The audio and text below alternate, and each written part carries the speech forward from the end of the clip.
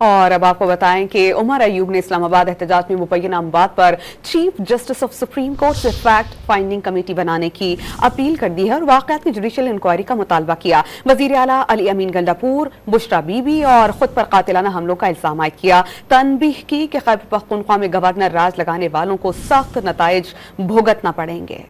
اور اب آپ کو بتائیں کہ عمر ایوب نے اسلام آباد احتجاج میں مبینہ بات پر chief justice of supreme court سے فیکٹ فائنڈنگ کمیٹی بنانے کی اپیل کر دی ہے اور واقعات کی جوڈیشل انکوائری کا مطالبہ کیا۔ وزیر اعلیٰ علی امین گنڈاپور بشرا بی بی اور خود پر قاتلانہ حملوں کا الزام عائد کیا۔ تنبیہ کی کہ خیبر پختونخوا میں گورنر راج لگانے والوں کو سخت نتائج بھگتنا پڑیں گے۔